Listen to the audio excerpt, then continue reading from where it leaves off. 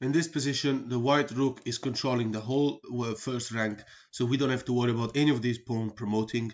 And what we need to do is focus on the opposition. Taking this pawn will be a mistake and it will end up in a draw. The thing is, we need to start taking all of these pawns before the king gets closer. If we take the pawn in g2, the king is coming to e4, and inevitably he will be able to go to squares where he will be protecting his pawns. It depends on what we do, but it's getting closer, and after e4, a move like f2 is met by pawn promoting and becoming a queen. We have to take it, either with a king or with a rook.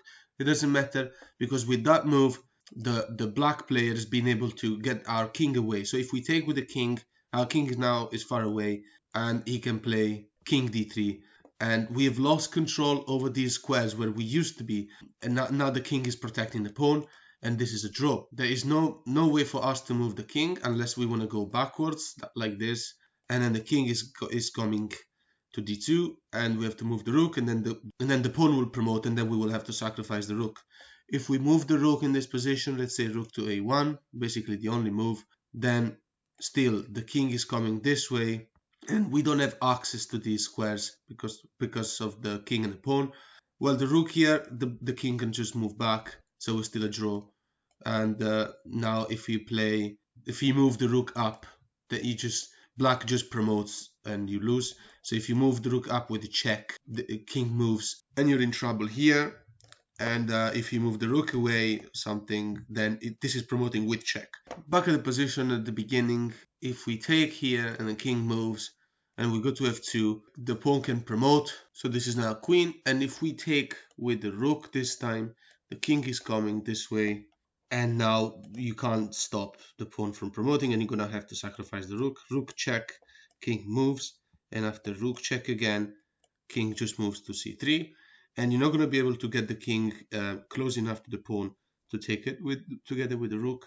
The pawn is threatening to promote right now, so you have to stop it, and then the king moves, and you're going to have to sacrifice. So king moves is not enough, you're not in time. So back at the position at the beginning, the king has to play king f2 right now.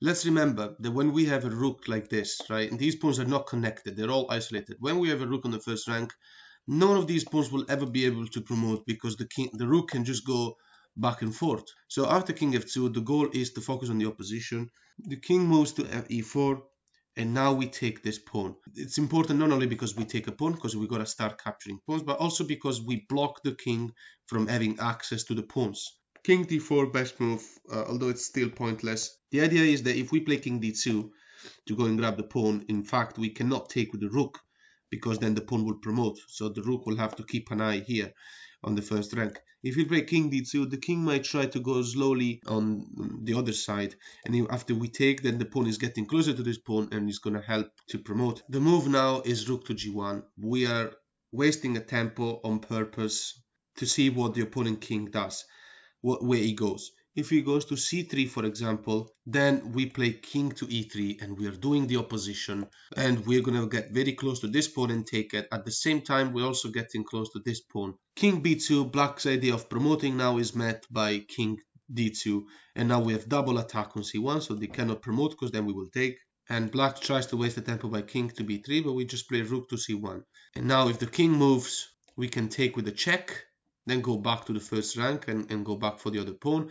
If the king moves away, we take with the king, and then this rook can go and pick up the pawn. So in this position, after rook to g1, the king went to c3, and it didn't work. Let's see what happens after king to e4. White now plays rook to e1. Because if we play, let's say, king f2, then the king is getting close to this pawn. If we play king d2, the king is getting close to this pawn with threats. So we play rook to e1, because we keep the opposition, and now the king is going to have to stay away from the pawn. There is no way for the black king to get close enough to one of his own pawns. So now the king has to move. Let's say king e5, suggested move, is met by king e3. Also because, let's say, what else you want to play?